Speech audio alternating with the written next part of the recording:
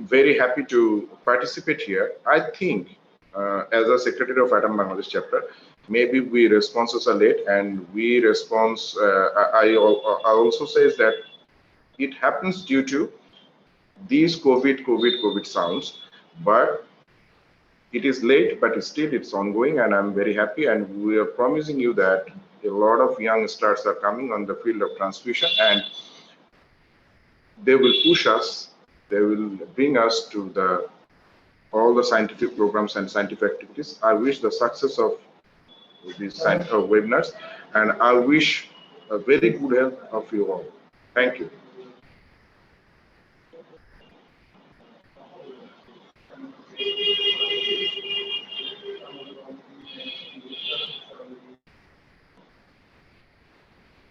Dr. Sonia?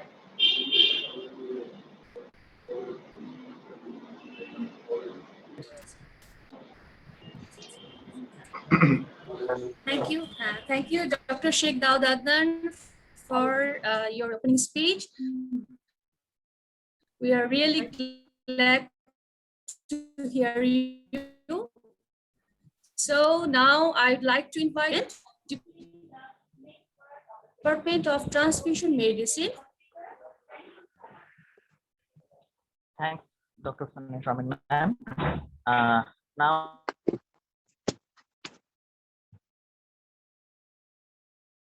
recording in progress.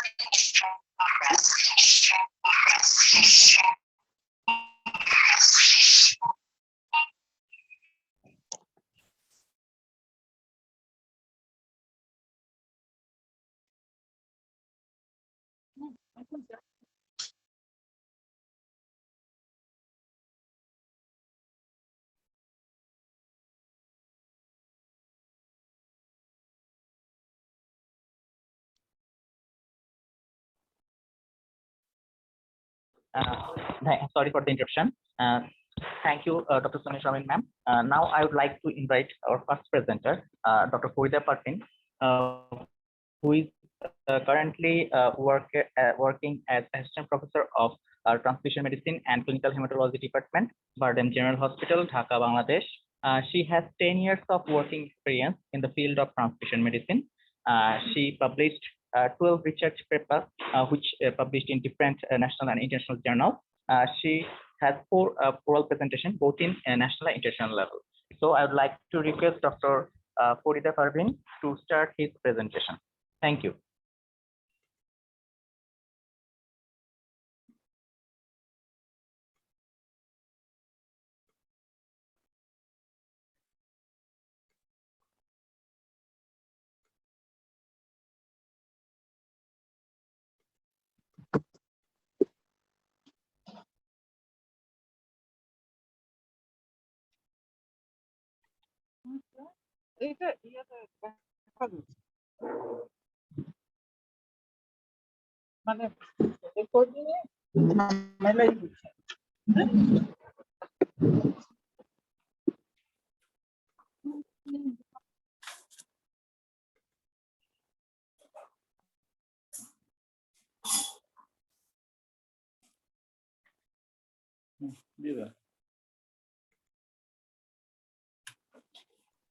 Thank you, Dr. Shushanto, for your nice introduction. Before going to my presentation, I would like to thank ATOM for organizing this webinar. I would also like to thank all of the panelists and ATOM member. And now I'm going to presenting my topic, COVID-19 pandemic, establishment and management of blood transfusion services in Bangladesh. The world is facing a biggest pandemic of 21st century since December 2019, which is known as coronavirus disease, that is COVID-19. After initial detection in Wuhan city in China, the virus spread to nearby countries. Currently, 177 countries have been affected in the world, including Bangladesh. The first 3 official COVID-19 cases were reported on 8 March 2020. Total 8,33,291 cases, 13,000 deaths, and 7,71,000 recovered cases were reported from 8 March to 15th June 2021. Blood and blood components are essential part of emergency situations, and neither can be synthesized nor stored for long periods. Uncertainty of blood supply becomes a challenging issue these days for multi-transfused patients whose life depends on regular blood transfusion. Only 31% of the collection is from voluntary donors, while 2/3 come from relatives and friends of the patients. The reduction in blood demand during the current pandemic is primarily due to reduced hospital admissions, decreased number of road traffic accidents due to lockdown and social distancing, postponed elective surgeries, and reserving blood transfusions for life-saving only. Most of the specialized hospitals with blood transfusion center are in Dhaka, the capital city of Bangladesh. Approximately 6 lakh units of blood are required yearly, according to WHO report. Only half of the district health facilities had kept a stock of blood for later use, and 41.4% faced shortage of supply, which indicates a general gap between blood demand and supply. Now we still demand blood. Blood demanded by transfusion-dependent patients, thalassemia major and E-beta thalassemia patients, cancer and leukemia patients, emergency trauma or emergency operations, pregnancy-related events, pediatric patients. Now, factors associating negative impact on blood transfusion service. Lockdown or stay at home, significant reduced public activities, work from home, closure of schools, colleges, and universities, lack of confidence, panic, and fear of occurring infection during blood donation. Now, I want to share my personal experience in my working area, and I did a comparative study of blood transfusion services before and during COVID-19 pandemic. The study was done in Transfusion Medicine and Clinical Hematology Department of Bardem General Hospital, Dhaka, Bangladesh, and it was a retrospective study and was carried out January 2019 to December 2020. The aim of my study was to assess the impact of COVID-19 on blood donation and supply of blood components. Results. This slide shows total supplied blood components and blood collection in 2019 and 2020. Total 13,582 blood components were supplied in 2019 and 9,846 was supplied in 2020. And blood was collected in 2019, 12,296, and in 2020, it was 10,928. So there is a decrease in blood component supply and blood collection in 2020. This slide shows supply of blood components during 2019 and 20 by line diagram, and in 2020, there was highly declined of blood component supply in the month of April and May, and then it was gradually increasing in number. This slide shows blood collection during 2019 and 20 by bar diagram, and which also showed a marked decrease in blood collection from donor in the month of April and May. So major decline in blood collection and blood supply was observed in the months of April and May. Supply of blood components and blood collection showed a drop of 34.2% and 16.2% respectively. COVID-19 pandemic had a negative impact on blood donation and supply of blood components. There are over 319 blood transfusion centers all over the country, which are mainly coordinated and supervised by National Safe Blood Transfusion Program. Due to reduction in supply of blood components, Blood Transfusion Services has taken essential steps to face the challenges and make a guideline to prepare for moving quickly in response to challenges in this pandemic situation.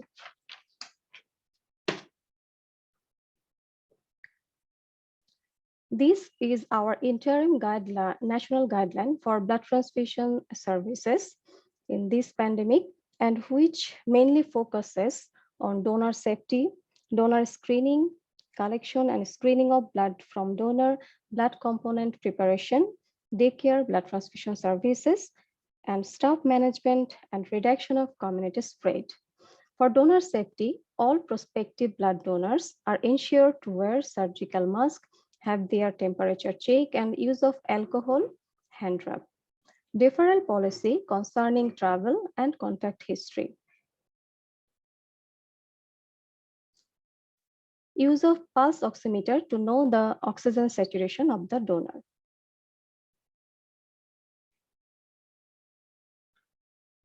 Phone or social media booking and one in single time basis, pre-donation and post-donation information, proper counseling, donor care, advice and providing refreshment, and donation card will be placed by the trained counselor.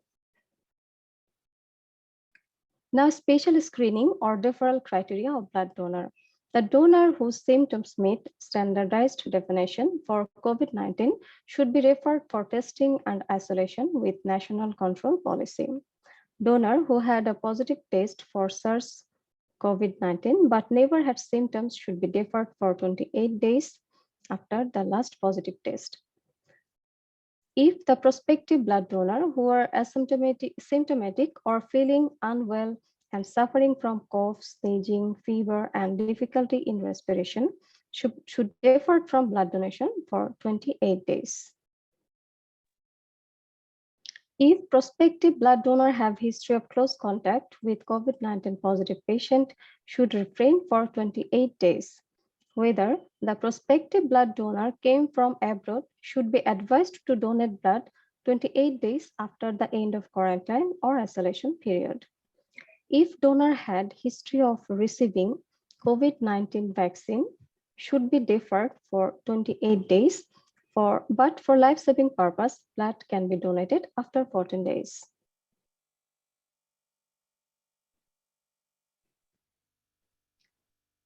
Desired amount of blood or plasma by apheresis procedure should be collected from donor by maintaining standard precaution, including guideline directed in the Safe Blood Transfusion Rules 2008 as well as in WHO. Donor couch or bed should be changed after each and every donation. If not possible, use of protective spray on the bed cover after each donation.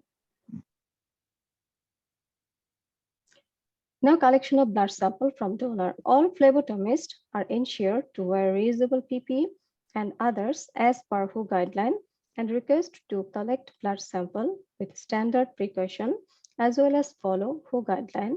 For sample collection, all prospective blood donor are advised to wear mask and sanitize their hands. Keep a safe individual distance that is around 1 meter. Dispose all discarded and infectious material in the biohazard container accordingly and later disposes them as per laboratory waste management protocol.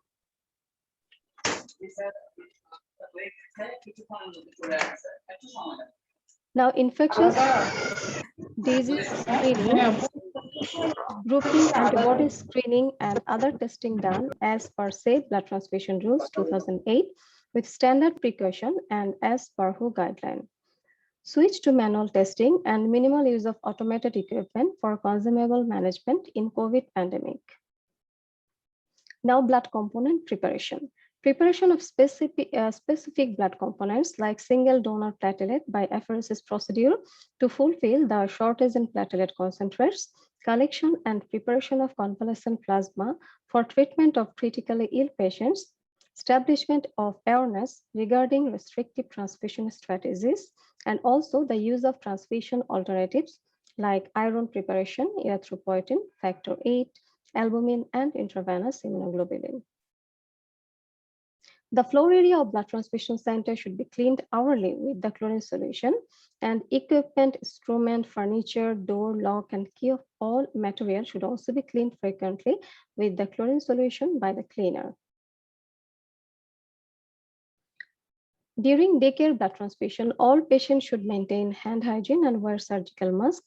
Transfusion nurse should also maintain hand hygiene and wear surgical mask with reusable PPE.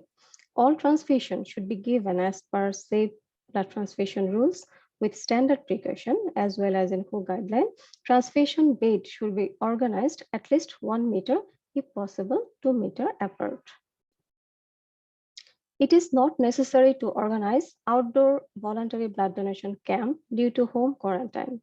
Institutional quarantine and isolation as well as lockdown all over the country.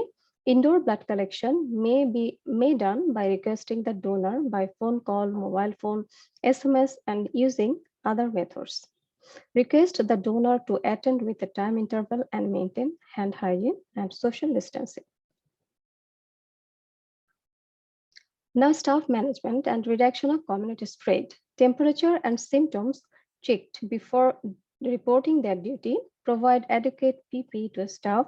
Cleaner and other person working in this area have universal practice of hand hygiene and wear surgical mask, heavy duty hand gloves. Arrangement of staff rotation roster to decrease exposure. Education to staff, which is updated by WHO, Safe Blood Transfusion Program, websites, and government notices regarding COVID-19. So in conclusion, blood transfusion services are providing a continuous management of blood supply during this pandemic.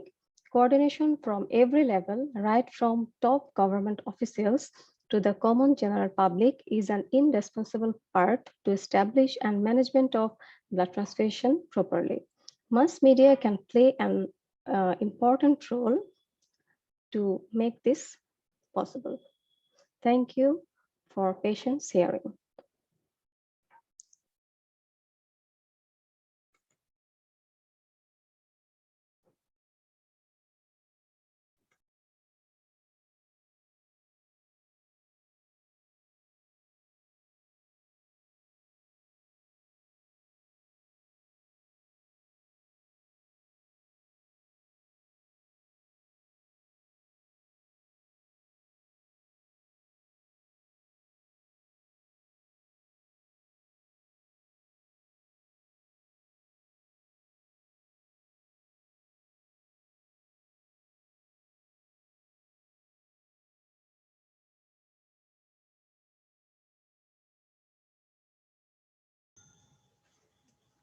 Dr. Shushanto, unmute yourself. Dr. Shushanto, unmute yourself, and then we will hear. Sir.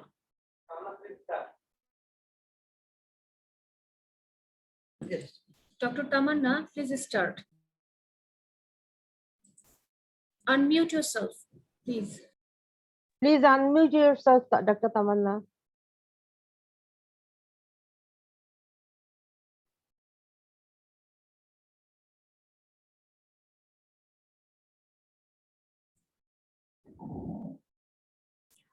Thank you so much, Dr. Shushanto.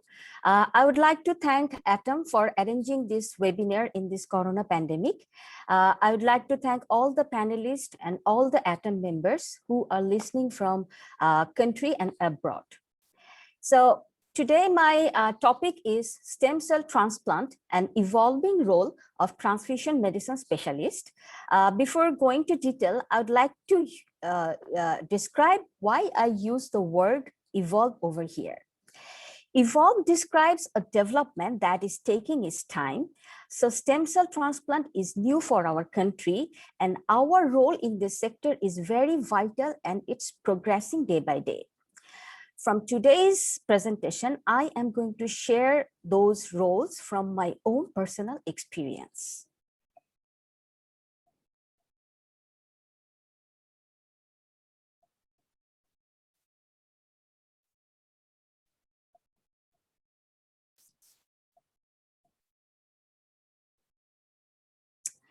I'd like to start with the history. First successful stem cell transplant was done in 1956 between two identical twins. It was done by Sir E. Donald Thomas in New York. He was an American physician who won Nobel Prize in 1990s for his development in stem cell transplant. In initial years, the transplant was very limited because it was not successful. And in 80s, it started practically. And in 90s, it just shoot. And by the year 2012, which is from 50 years from the beginning, the world completed around 1 million transplants. And currently more than 70,000 transplants are done annually. So this was the first article which was ever published. It was published by Sir E. Donald Thomas, who was the pioneer in bone marrow transplant with the successful story. It was published in 1957 in New England Journal of Medicine. So bone marrow transplant, which is ideally known as stem cell transplant, is a curative option for many malignant and non-malignant hematological conditions, which involves giving high doses of chemotherapy and or radiotherapy, and then infusing mobilized stem cells from patient himself in autologous and from donors in allogenic to rebuild the bone marrow and the immune system. So primarily there are two types. One is autologous, where stem cells are obtained from the individual blood or marrow, and then it infuses them back into the same individual. And in allogenic, it is collected from the donor. So in which conditions a patient needs this in transplants? Usually these are the autologous, these are the hematological malignancies where a patient needs autologous transplant. Usually all the transplant centers, they start their transplant program with the autologous transplant with multiple myeloma or lymphoma patients. And once the transplant center is established or it requires all its development, then they go for allogenic transplant with this condition, mainly for acute myeloid leukemia. In autologous transplant, as it is collected from the individual himself, so rejection is never a problem, and there is fast recovery, but the principal concerns are number of stem cells, that is cell dose, and insufficient contamination of tumor cells. Allogenic transplant is usually the complicated one because the rejection can occur in both directions. The recipient can attack the donor graft, or the donor mature or the mature T lymphocyte in the donor graft can mount an immune response against recipient's tissue. And as it is from someone else's system, so it takes a bit longer time to cope up and to recover. Now, who will be the donors? There could be match-related donors and match-unrelated donors. Match-related donors are mainly siblings, and there is 25% chance a sibling will be full matched, and in only 1% case, a parent can be a donor. What is the match-unrelated donor? They are the donors who are matched but not related to the patient. There are some registries around the globe who are listing the donors on the global database. The first successful unrelated transplant was reported in 1980. Currently, more than 36 million HLA-typed unrelated volunteers are registered worldwide. Now, lately we were talking much about a match. So what do we mean by a match? It's not a blood type match, it's the HLA type match, which is essential for allogenic transplant. The genes for HLA proteins are clustered in the major histocompatibility complex in short arm of chromosome 6. Usually we look for class 1 and class 2 HLA typing, that is HLA A, B, C, and HLA D are DQ. So if all these 5 sets are matched, then it is 10 by 10 or full match, and if there is half match, that is 5 by 10, we call it haplo. Now, there could be blood group. Actually, in allogenic transplant, the HLA typing, we give more importance on the HLA typing rather than ABO compatibility. Around 40 to 50% transplants are in allogenic transplants are done without any ABO match. And those are called ABO incompatible or ABO mismatches transplant. In major transplant ABO incompatibility, recipient has ABO antibodies directed against donor RBC. In minor, donor has ABO antibodies directed against recipient RBC. And in bidirectional, both major and minor mismatches are present. These are the various mismatches. So this is the transplant journey. Once the patient is prepared after giving several chemotherapy or radiotherapy and his MRD is negative, they go for mobilization, then stem cells are collected, then conditioning chemotherapy is given to the patient, and then stem cells are infused. And then we wait for the recovery phase, which include neutropenic phase, engraftment phase, and post-engraftment phase. Mobilization regimen is very important for graft immunocomposition and patient outcome.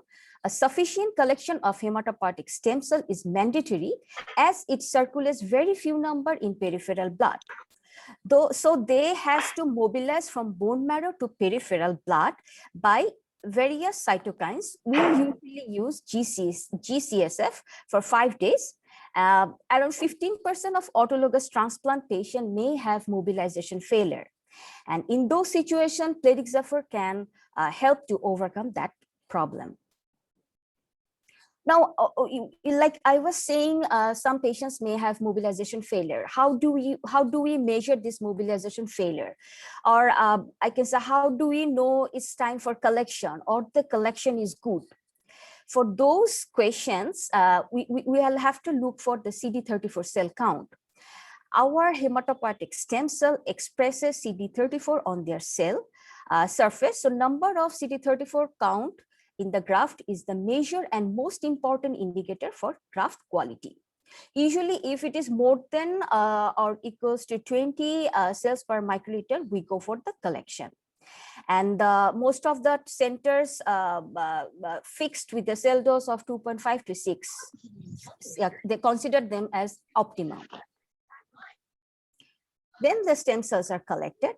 There are usually 3 sources: bone marrow, peripheral blood stem cell, and cord blood. But we prefer peripheral blood stem cell as it is less stressful for the patient.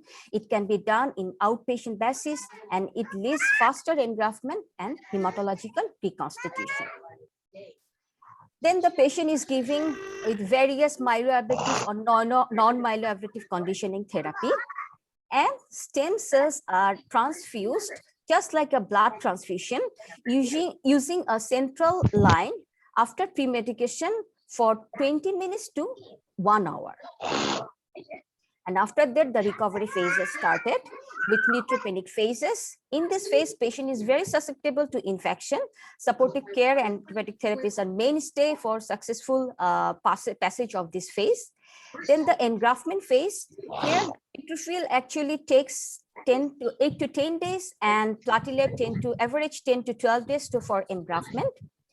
And the post-engraftment phase lasts from months to years. Hallmark of this phase include the gradual development of the tolerance, weaning of the immunosuppression, and management of chronic graft-versus-host disease, if any. These are the various complications of transplant. Early complications are infection, bleeding, and in allogenic transplant, it could be acute graft-versus-host disease or graft failure. Late complications are relapse, gonadal failure, or secondary malignancy. In allogenic, it could be chronic graft-versus-host disease. Now, the field of transfusion medicine began 100 years ago in 1900 with the discovery of ABO blood group system by Sir Karl Landsteiner. Initially, it was a discipline which was actually working in only they were collecting, processing, and storing and distributing the blood. The images of blood bankers was like a storekeeper of the blood. But over the years, the field has evolved from being the art of blood banking to include various clinical aspects like apheresis and cellular therapy. Now I will describe our role in this cellular therapy or stem cell transplant. It starts with the peripheral blood collection after mobilization with leukocytopheresis procedure, usually on day 5 after mobilization. There are various continuous and intermittent flow apheresis machines available in the market. A transfusion medicine specialist is responsible for developing the protocol for PBSC collection, and he or she is responsible for a successful and uneventful collection with various, considering various aspects. Like the apheresis system have large extracorporeal volume, and if it exists more than 10 to 15% of patient total blood volume, priming with RBC and albumin is expected. The number of leukocytopheresis should not exceed 3 procedures with each 4 to 6 hours duration. Now, the inlet volume is very important over here. The inlet volume is directly related to the centrifugal force, and the more the inlet volume, the more the blood is processed and more the cell will be collected. Usually in peripheral blood, in peripheral line, we start with 40 to 60 ml per minute, and in central line, we start with 60 to 70 ml per minute. But from my experience, I could never go over 60 ml per minute in our population. Then total blood volume could be processed 2 to 3 times in autologous, and in allogenic, it could be 1.5 to 2 times. Now, this leukocytopheresis procedure, in this procedure, most of the anticoagulants are given back to the patient, which could lead to develop a citrate toxicity. That's why we need to monitor, we need to very closely monitor the patient for any signs of hypocalcemia. We need to check the serum calcium level before the procedure, and probably we can give prophylaxis calcium. The other side effects are vasovagal reactions, hypovolemia, and hypotension. But usually these reactions are very rare because in leukocytopheresis, patients are always kept in a positive balance. Another important role is to decide the layer, in which layer it should be fixed. Centrifugal apheresis system separate the components according to the specific gravity, and stem cell lies between the red cell layer and the buffy coat. So very good number of platelet can be lost. That's why we need to also check the platelet count before starting the procedure. This is the colorogram where hematocrit percentage is given according to the color.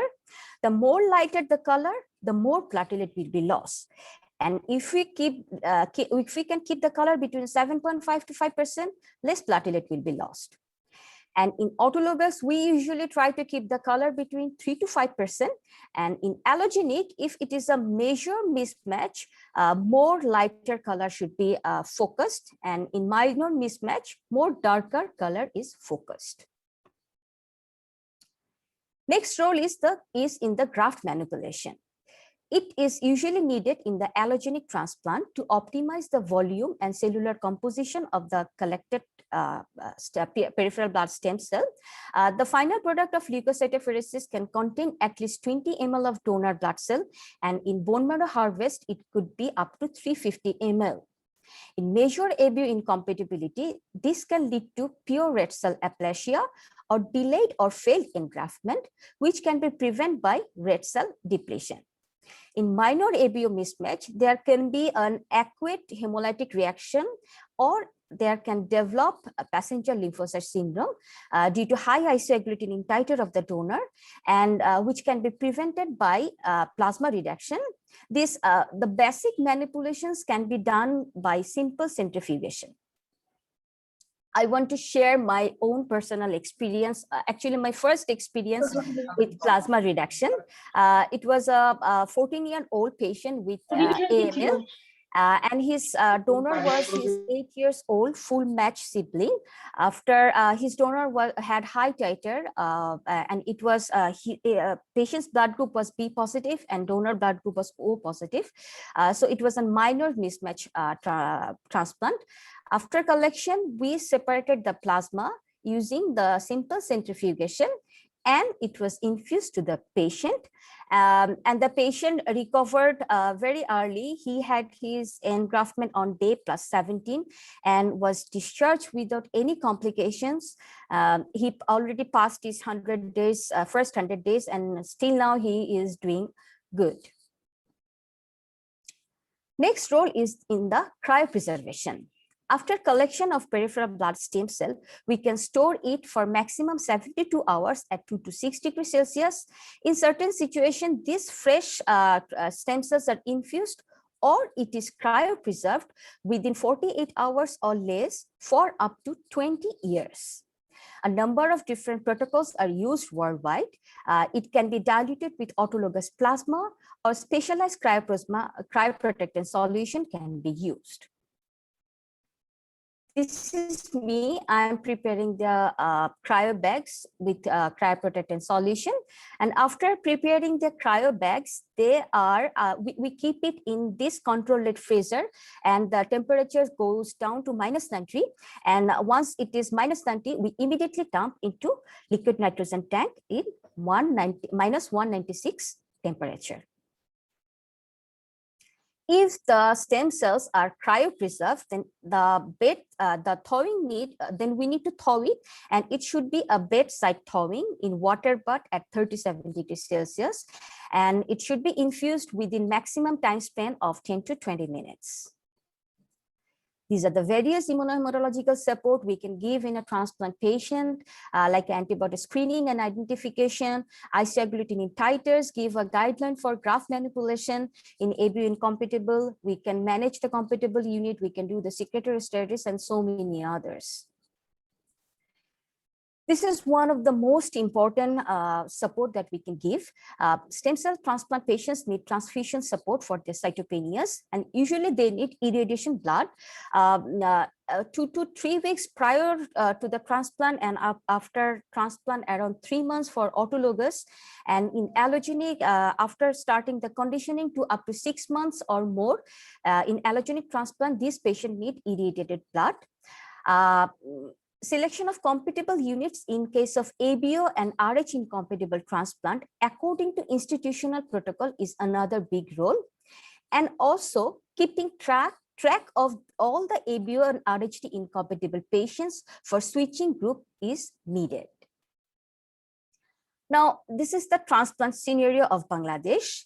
We are a huge nation by population, around 164.6 million, and every year we need 5 to 10,000 transplant. First auto transplant was done in Dhaka Medical College in 2014, and first allo transplant was done in CMH Combined Military Hospital in 2018. First, in private sector, first auto was done in 2016, and first allo was done in 2019, both in Evercare Hospital, Dhaka, that is our hospital. Currently, all these hospitals are doing both auto and allo transplants routinely, and other 2 hospitals, that is BSMMU and Asghar Ali, did 1 autologous transplant each and under process for further development. So till April 2021, we had total 115 transplants. DMC had 52, CMH had 51, and we had 32 transplants. This is the first ever article published from Dhaka Medical College with their outcome of 30 autologous transplant patients, where they clearly showed their progress. 2-year progression-free survival was 70%, and relapse rate was only 23%, and there were no transplant-related mortality. This is the article from Combined Military Hospital, where they showed their success with 26 patients. Complete remission was 83% in autologous, and in allogenic, it was 100%. Relapse, peri-transplant period, and death after post-transplant was meal for allogenic transplant. So from these data, we can see a clear promising future for us because the demand of the transplant is increasing. Initially, it was very difficult for us to establish all those centers, but now it's running. So there are lots of opportunities for a transfusion medicine specialist to work in this stem cell transplant unit. This is one of my very favorite articles. It's from Global Journal of Transfusion Medicine. Here, the author clearly mentioned that except from mobilization, most other steps like human leukocyte antigen typing, stem cell collection, cryopreservation, and infusion are done by blood bank, but yet we are not credited enough. This is simply because transfusion medicine training curriculum did not include clinical aspects of transplantation. In Bangladesh, currently, different post-graduation curriculums like MD, diploma are offered in 3 centers, but it doesn't have enough technical or clinical aspects of the transplant. But we can see, we need to diverse our focus more because that's the future. We should revamp our post-graduation curriculum so that we remain relevant with time. This will encourage our young fellow to robust their career in field of transfusion medicine. For young and budding transfusion specialists, identification of antibody, HLA typing, extracorporeal photopheresis for graft versus host disease, and chimerism study can bring a bright future. The quiet days of transfusion medicine are over, and it is for transfusion fraternity to think it over and to adopt creative strategies, more educational program, and preparation of curriculum according to the most recent advances. We need to rethink, change our archaic insight, and engage ourselves more. At last, I would like to thank all the blood donors around the globe. Thank you so much. Thank you, Dr. Zaman Afroz, for your brilliant presentation. Can everyone hear me? Oh, okay. Now I'd like to invite a young presenter who just completed his post-graduation degree in transfusion medicine, Dr. Kollan Broto Roy. He is working as a clinical staff in the Department of Transfusion Medicine, Square Hospital, Dhaka, Bangladesh. Thank you. Dr. Kollan Broto Roy, please start your presentation. Thank you. Dr. Kollan, please unmute yourself.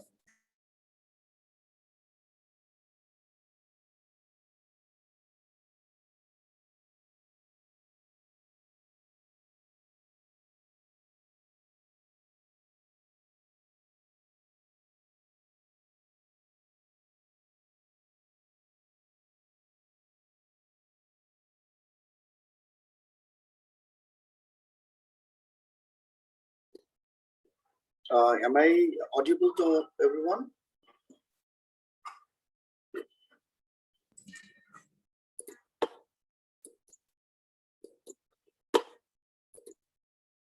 Yes, we can hear you.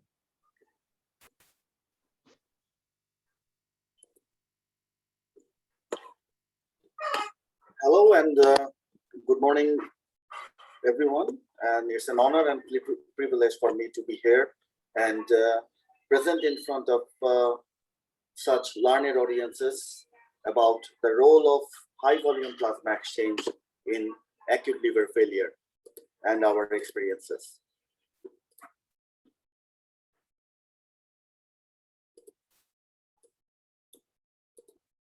So the presentation overview, plasma exchange procedure, acute liver failure, role of high volume plasma exchange in acute liver failure, and our experiences. So after this session, we'll be able to define and state the rationale for the plex, discuss the procedural aspects and basics of acute liver failure and role of high volume plasma exchange in acute liver failure. So what is therapeutic plasma exchange? The therapeutic plasma exchange is a procedure where the extracellular component of the blood or plasma is separated from the cellular component and replaced with the colloid or crystalloid substitute and reintegrated with cellular component and returned to the patient. So TPE was first employed in 1952 in multiple myeloma to control hyperviscosity. By 70s, TPE had evolved as a treatment modality in number of neurological diseases. So let's know what is high volume plasmapheresis or high volume plaques. Although the term plasmapheresis technically refers only the removal of plasma, it also widely used to encompass therapeutic plasma exchange. High volume plasma exchange is defined as 8 to 12 liter or 15% of ideal body weight with fresh frozen plasma.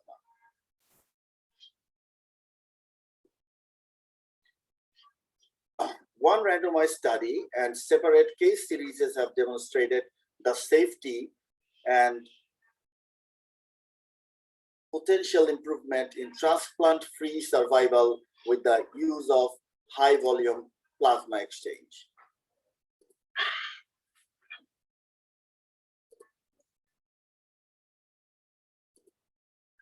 So let's recapitulate about the acute liver failure.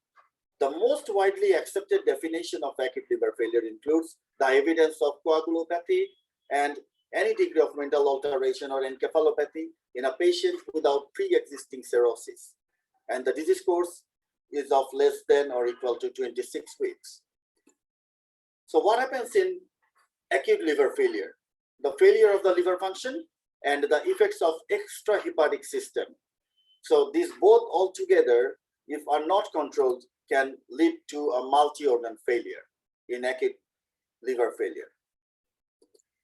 So these are the causes of acute liver failure, and the major causes includes paracetamol poisoning, hepatitis A and B infection, autoimmune hepatitis. So high volume plasmapheresis in acute liver failure. As I have mentioned before, that the treatment with high volume plasmapheresis improves the patients with acute liver failure by increasing liver transplant-free survival. And this is attributable to attenuation of innate immune activation and amelioration of multi-organ dysfunction. So in acute liver failure, cytokines are largely responsible for progression of the MOF or multi-organ failure, and high volume plasmapheresis removes these cytokines from the systemic circulation. So what is the goal of plaques? The goal is to remove the abnormal or excess cells that have a high long life, acutely toxic, resistant to conventional therapy, and large enough to be removed by pheresis. For examples like autoantibodies, immune complex, cryoglobulin, myeloma light chains, endotoxins, and cholesterol-containing lipoproteins. So on the left-hand side, we see a TPE circuit diagram, and that is indicating that the blood is pumped out from the patient and being centrifuged, and the plasma is being removed. And simultaneously, we have been replacing the plasma with the replacement fluid. And the therapeutic plasma exchange is extracting all these pro-inflammatory cytokines and toxic metabolites that is occurring into this acute liver failure, leading to multi-organ failure. So what are the methods? The methods are centrifugation, filtration, and immunoadsorption. So procedural considerations like frequency of the procedure, amount of the plasma to be removed, vascular access, replacement fluid, fluid balance, hemostasis and anticoagulation, patient monitoring, indications, and adverse effects, and some relative contraindications of therapeutic plasma exchange. So the duration and discontinuation of high volume plasma exchange. In acute liver failure, the daily TP is performed until the liver transplant or self-regeneration occurs. The biochemical response to the TP should be evaluated in laboratory values drawn the following day, more than or equal to 12 hours or more after the TP, and high volume plasma exchange performed on 3 consecutive days. So the amount of the plasma to be removed, the plasma volume to be removed is calculated by obtaining the total blood volume multiplied by 100% minus hematocrit. So total blood volume is between 5.5 to 7.5% of body mass for most of the adults, and may be estimated at 70 ml per kg for males and 65 ml per kg for female. So if we give an example that a patient weighs of 70 kg and his hematocrit having 40%, his total blood volume would be 4,900 ml, and his TPV or the total plasma volume would be 2,940 ml. And if we want to go for high volume plasma exchange, then it will be the double. The TPV will be the double or more. And we can also use the Kaplan's equation to figure out the amount of the plasma to be extracted. So this table showing the alteration in blood constituents after one plasma volume exchange. And here is indicating that the clotting factors are decreasing maximum by 50%, fibrinogen 63%, immunoglobulins 63%, paraproteins maximum 30%, liver enzyme 60%, bilirubin 45%, C3 65%, and platelets maximum 30%. So the success of TP procedure depends on the distribution of the mediator and the amount of the plasma to be extracted. So here the graphical presentation is showing that the more we remove the plasma, the more the mediators which are causing the acute liver failure will be removed. So in case of one plasma volume exchange, it removes 63% of the mediators, and in 1.5 plasma volume, that is 78%. Well, let's talk about the vascular access. It's a dual access procedure, and the type of the vascular access device needed depends on the patient's condition and the length of the TP is needed. There are several types of vascular accesses like peripheral veins, implant ports, graft fistula, or radial artery cannulation. But we are much more comfortable with the femoral and central venous catheter. Replacement fluid, 5% albumin and a combination of saline and albumin, fresh frozen plasma, cryopore plasma, and we can also use hydroxyethyl starch or HACE. So this is the choice of FFP. It is always the best choice to give the group-specific FFP, but if it is not available, then we can use the AB FFP safely. And we have to maintain the fluid balance as an isovolumic fluid balance, like the amount of the plasma to be removed, the same amount of the replacement fluid has to be given to the patient. Otherwise, there will be a chance of hypo or hypervolemia. So hemostasis and anticoagulation is another important fact. There is a potential to occur clotting in the tubing set as well as in the patient in response to damage to the blood vessels and exposure to the clotting factors and platelets to non-physiological surfaces like plastic tubing or catheter in a vein. So anticoagulant is crucial. And this picture is showing that the normal clotting process begins just at the tip of this needle. So in therapeutic apheresis or any kind of apheresis, anticoagulation is a very important issue. And the more common anticoagulants we are using, the citrate or ACDA, heparin, and combination of ACDA and heparin. So the most common anticoagulation used for apheresis is ACDA, and which acts as binding the ionized calcium in the extracorporeal circuit, inhibiting the platelet aggregation response, and inhibiting activation of calcium-dependent plasma coagulation factors. It also lowers the pH of whole blood to further prevent aggregation and keep platelets in suspension. Another important thing is the anticoagulant ratio and the risks of anticoagulant toxicity. So the anticoagulant ratio determines the AC concentration or anticoagulant concentration in the extracorporeal circuit, and the lower platelet counts allow higher ratios.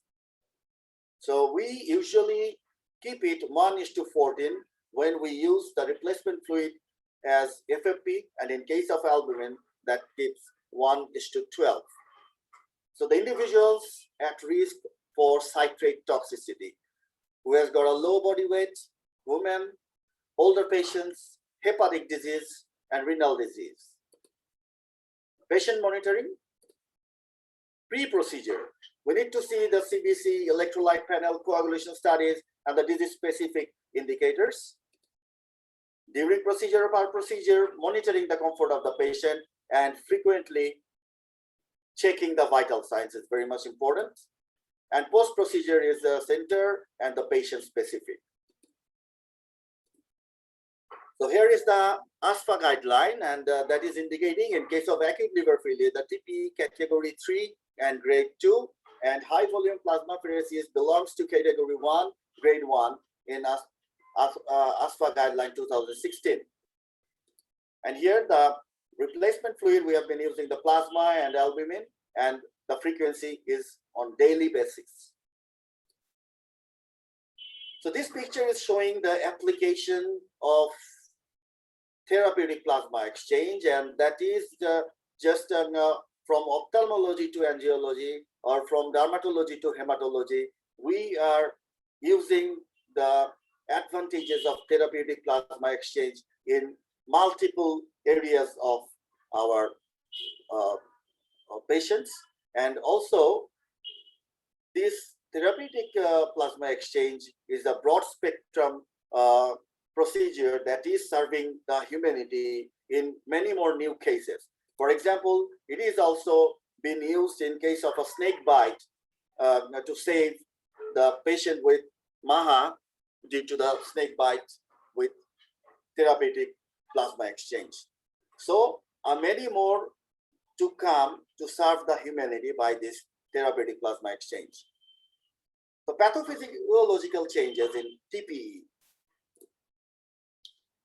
There will be calcium regulation, electrolytes and cellular loss, hemodynamic changes, dilutional effects, coagulational status, and immunoglobulin level. So calcium regulation, anticoagulants act by chelating calcium ion and blocking calcium-dependent platelet activation and clotting factor activation. So 47% of calcium is in the plasma is free, and this free calcium fraction that participate in coagulation reaction and chelated by citrate. So infusion of calcium gluconate to the return line or with replacement fluid reduces the incidences of having citrate toxicity or hypocalcemia, and frequent monitoring of the QTC helps adjusting the dose of the citrate. Electrolytes, we'll see there will be a decrease in the potassium level, decrease in the bicarbonate level, and increase in the chloride level, and the sodium and glucose level will be same. Hemodynamic changes. Fluid overload may be a problem for patients with cardiac and renal impairment, and hemodynamic changes are more common with the intermittent centrifugation rather than the continuous centrifugation machine. In high volume plasma exchange, we have done isovolumic exchange. Dilutional effect.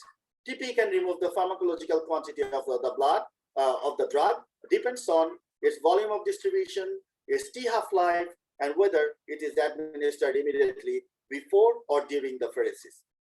So it's prudent not to administer any antimicrobials or routine medications except inotropes if needed during this procedure. A small amount of red cell loss is in apheresis circuit, which will tolerate it except anemic patients who is undergoing multiple procedures. So these are some complications that we may encounter, like hypocalcemia, hypotension, vasovagal reactions, problems to the vascular access, anaphylactic reactions, allergic reactions, transfusion-related acute lung injury or trolley air embolism. The rate of adverse event during the therapeutic plasma exchange is 4 to 5%, and with the risk being slightly higher during the first procedure. Contraindications, though there is no absolute contraindication, but PLEX is relatively contraindicated in the patients who cannot tolerate the central line or who is not hemodynamically stable, or the patients who have got allergies to fresh frozen plasma or albumin. And but we have used a HAES, and that has done a good job. So we can use HAES instead of the plasma and albumin when needed. And the patients who are having heparin allergies should not receive heparin as an anticoagulant because it will hit the patient by heat. So now I'd like to share few of our experiences at Square Hospitals with high volume plasma exchange. So our first case is Mr. X, who is a 37-year-old gentleman, was admitted and was diagnosed as a hepatitis A-induced acute liver failure. And his condition was so grievous that he had to admit to the ICU initially. And then we planned for a high volume plasma exchange, 10 liters per day in 2 sessions for 3 consecutive days.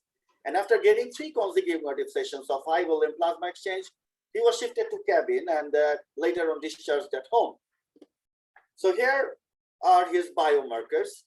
SGPT before the high volume plex was 3,146, and after the 3rd session that came dropped to 178.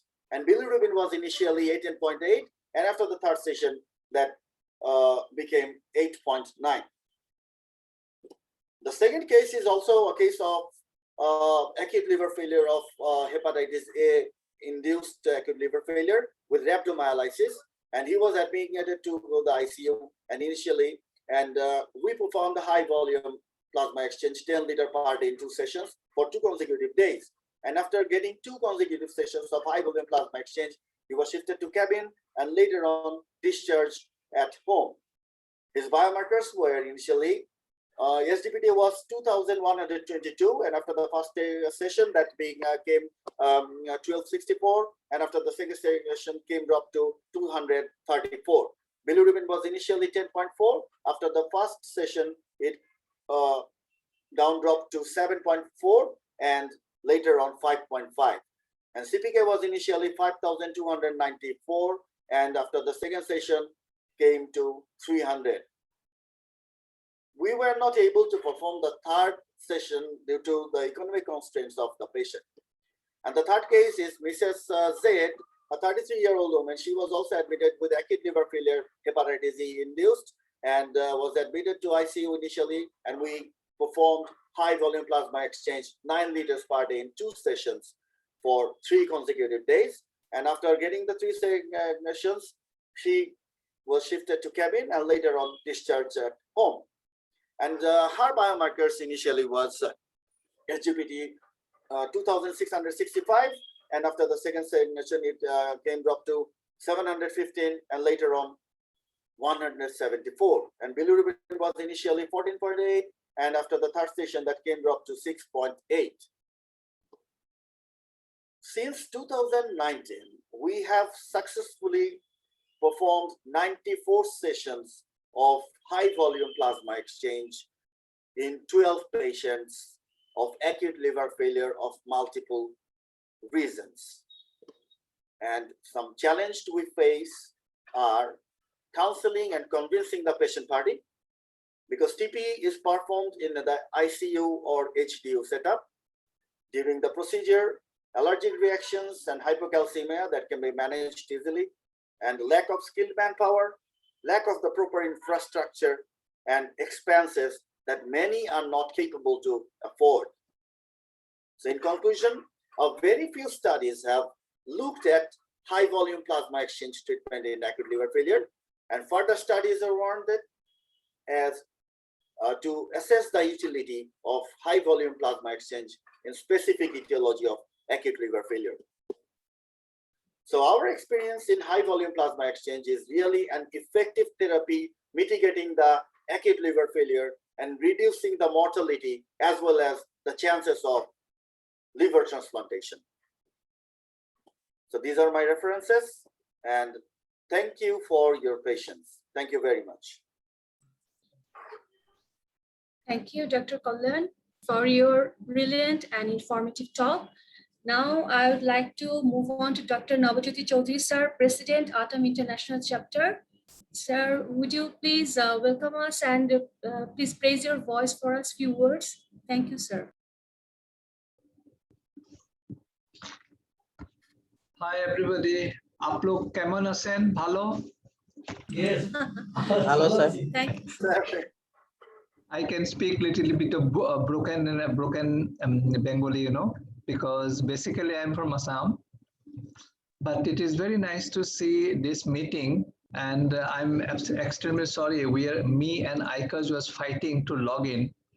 There is a technical problem because the same link both of us using. If I use my link, you all will be disconnected, which I do not want. So whatever it is, we are here again. And it is very heartening to see that you have got 80 participants, and this is the best performance by any of the country chapters till now. And Dr. Ankit and Dr. Aikas both will agree with me. And you are all welcome. And I will not take more time. I will just put a few words about the ATM activity. There was a inauguration of the on World Blood Donor Day about ABB certificate, quality certificate. This is one of the game changers for our developing country. Why I'm saying it a game changer? Because most of our member countries, except India, we do not have an accreditation system. So this is not accreditation, this is certification, but with a quality standard. So if anybody, this standard is available, if somebody wants to get it, please write to us. We'll give it individually one-to-one. It cannot be made public, but you will get it, whoever interested. Because if you really achieve these milestones, like you can have a quality standard, you have got, different types of SOPs, different policies, your standards goes up.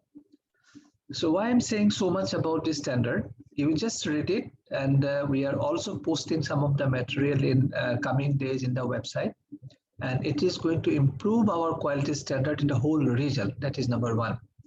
Number two, we have got 5 working groups. These are very interesting because it is like a working party in other organizations. I invite everybody to join, whoever interested. One working group is on voluntary blood donation, one on immunohematology. Immunohematology mainly looked after by Dr. Ankit. One is under cellular therapy, one on quality, and one on fractionation. Whatever is your interest, if you want 1, 2, you can join. And it is very interactive because suppose you have got a problem in the morning in your blood bank with immunohematology. So you post this problem that, okay, I got that pan-agglutination, how to solve this? Immediately some experts from either from US, from Iran, from India, they will say, okay, go ahead like this and you can solve this problem. Very interactive. And it is live. So there are others, so I'll not take your more time. And this all possible ATM activities because of active members like you all. And this type of webinar is possible because of our 2 colleagues, our scientific secretary, Dr. Ankit Mathur, as well as ICAS. And thanks to all of you. And special thanks to your chairperson, Dr. Haq. Is he here today? He's busy man, I know. But Dr. Asad is here, I can see. And thank you very much. Please continue. And whenever you need something, just let us know. Dr. Ankit and Dr. Aikas is always there to help you. Thank you very much. Thank you all.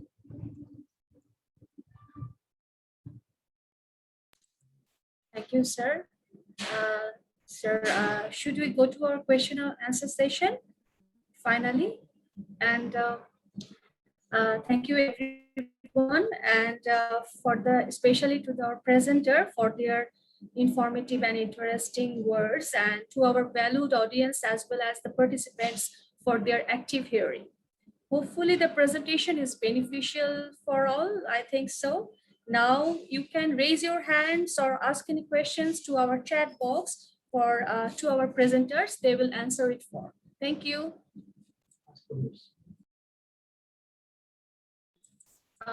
Sir, I have seen that Pradeep sir want to talk something. Please, sir, unmute yourself and raise your voice.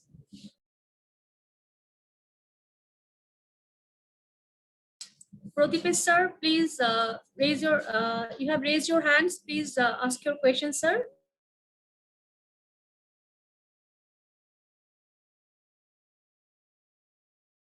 Okay, I will move to next raising hands. Aklima Akhtar, please ask your questions to our presenter. Please unmute yourself and ask your question to our presenter, Dr. Aklima Akhtar. Okay.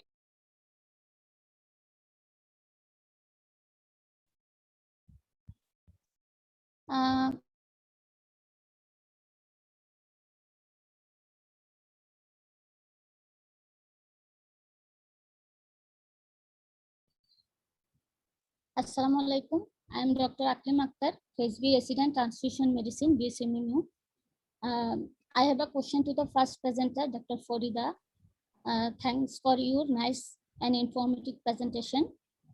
You show in your slide that there is a 28 days deferral time for donors after getting COVID-19 vaccination. But is there any difference of deferral time for different type of COVID vaccines such as AstraZeneca or Pfizer?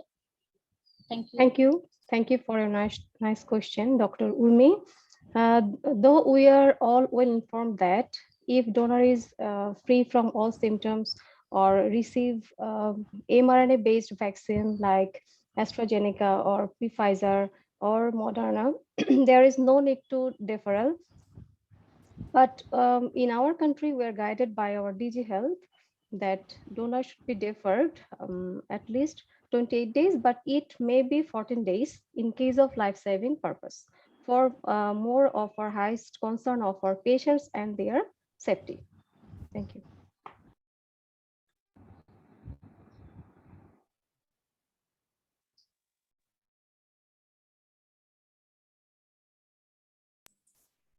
Thanks, Dr. Aklima, for your nice question, and also Dr. Farida for answering it so nicely. Now I would go to Dr. Suborna Shaha. Please ask your question to your presenter.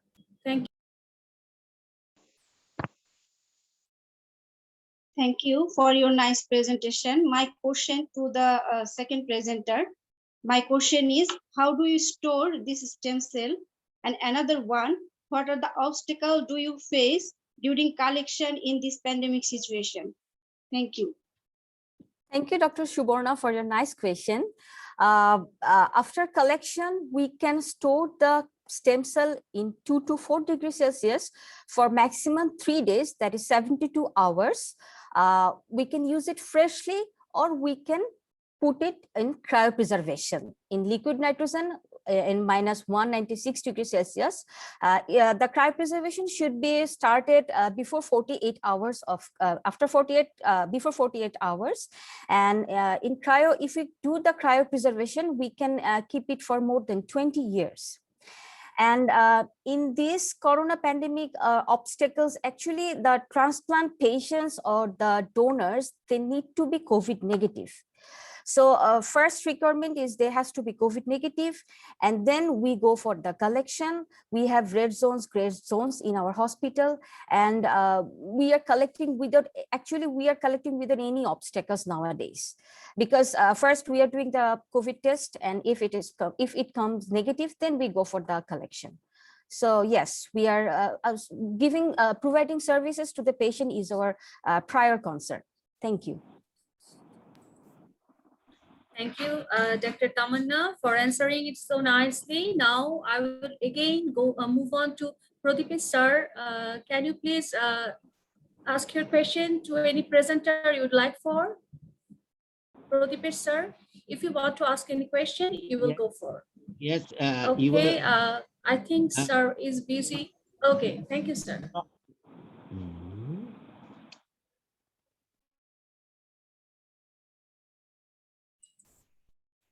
Sir, you have to unmute yourself, then ask your question, sir. Pradeep sir, you have to unmute yourself. Can you hear me? Can you hear Yes, sir, me? we can hear. Yes, sir. Yes, sir. We can hear your voice. No, I raise my hand to give my all wishing brightness to World Blood Donor Day. Okay, and for that reason, hello. Sir, yes, sir. It's all right. Thanks, sir. I have no any question at all. I am just wishing everyone. Hello, sir. We can hear Happy World Blood Donor Day. Thank you.